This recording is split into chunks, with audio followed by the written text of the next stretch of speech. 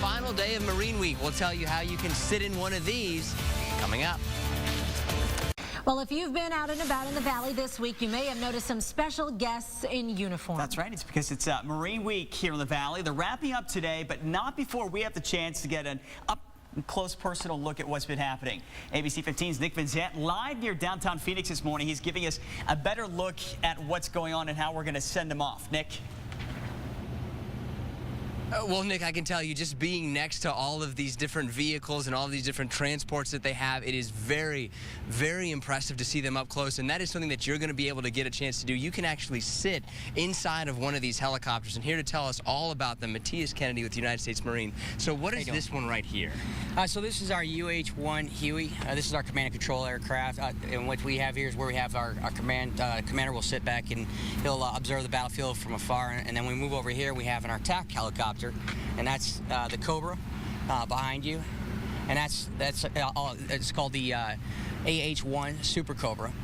And so all the audience, when they come over here, the people can come in and they can climb inside of them. You'll actually let them sit like right inside of it. Absolutely, they'll be helped up with the pilots and the air crew, and they can ask stories about flying in them and what it's like to be in combat.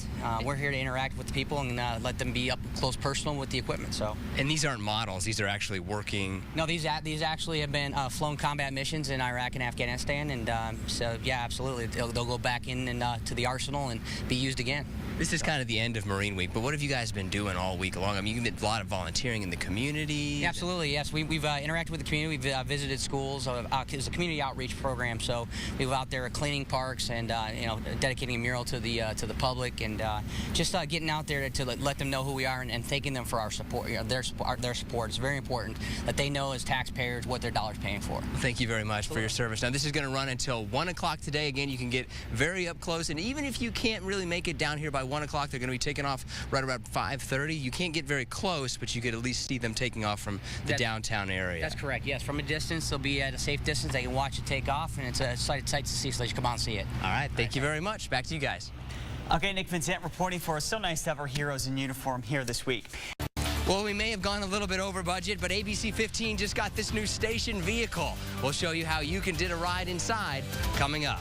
Well, if you've been out and about in the valley this week, you may have noticed some special guests in uniform that we have.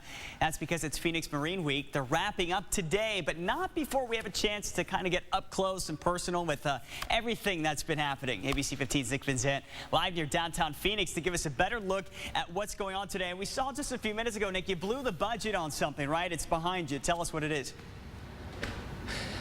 This is my new tank. You know, I'm going to be driving this up and down the road. It's not the best in terms of gas mileage, but I think in terms of safety, it's a great kind of vehicle for us at ABC 15 to have. Here to tell us a little bit more about us, Private First Class Gregory Heinlein. Now, what kind of tank is this? How big is it? How fast is it? Well, this is an Abrams tank, M1A1. It's about 50 tons. It can travel up to 60 miles per hour, even on rough terrain. And this is just one of the vehicles that you guys have out here. So tell me a little bit about this one. This is an amphibious vehicle? Yes, sir. This is an amphibious assault vehicle. It's used to take Marines from ships to shore. Believe it or not, this weighs about 30 tons itself and can float. In terms of these are giant vehicles, then you have this little tiny one over here. I mean, this is just basically for getting troops around? Yes, sir. This is an ITV. It is used for intelligence gathering, so it's going to be ahead of ground troops. It's more mobile vehicle. It's like, obviously, as you can see, no armor, so it's got to be fast. And one of the cool things about this is you can actually get inside of this, and you can ride around in these, or not ride around, you can pretend like you're riding around in one of these during Marine Week. This is another one of these vehicles. I mean, this thing is just huge. Yes, sir. This is an MRAP. It was developed during Iraq and Afghanistan to protect Marines from IEDs. It can take a blast from an IED and keep rolling. Wow. So they're going to have this out here. This is just a little bit south of downtown. It'll be here until 1 o'clock this afternoon. Back to you. Okay, Nick Vincent reporting for us. So happy to have our heroes in town this week. Meantime, a special week for some of our nation's bravest comes to a close today. Yeah, we're sad to say goodbye. 800 Marines are leaving the valley today, heading back to Camp Pendleton and really all over the nation at different bases after taking action for hundreds of hours this week. That's right, ABC 15's Nick Vincent is joining us live at Civic Space Park for the final week of activities. Today's actually the final day. Nick, good morning.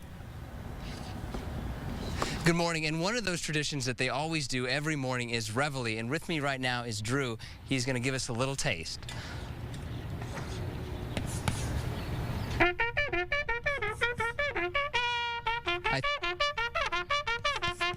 I think pretty much everybody recognizes that sound. This is really what wakes the Marines up in the morning. With me right now also is Captain Juan Torres. So behind me here, this is really how you guys kind of start the day with training. What is happening here?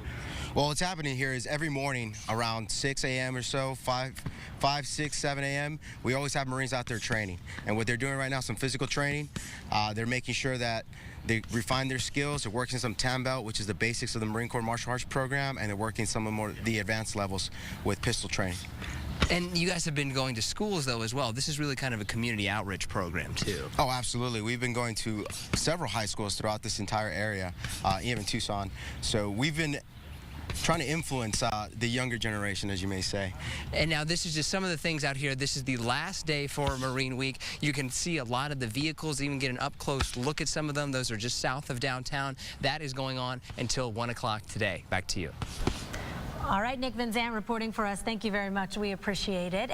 Back here in the Valley, where service members are getting ready to go back to base after a week of taking action. ABC 15's Nick Van Zandt live near downtown Phoenix for the final day of Marine Week. Nick, good morning. We know you've been having a lot of fun, and looks like you got some heroes there behind you. Yeah, we just met some of these new heroes here, right here, and you can see this is Red. This is it Denny? Why do I keep calling him Kenny for some reason? This is Denny, and this is Sergeant Patrick with me right now, one of the trainers of these two military working dogs. So tell me a little bit about them. Yes, so we're the military working dog platoon at Camp Pendleton, California. This right here is military working dog Denny. He's a patrol explosive dog, which means he can detect explosives, and he can also do suspect detaining, which means a little bit of bite work. And he can so basically just track somebody down. Now we're about to watch this, and I'll just let you watch it.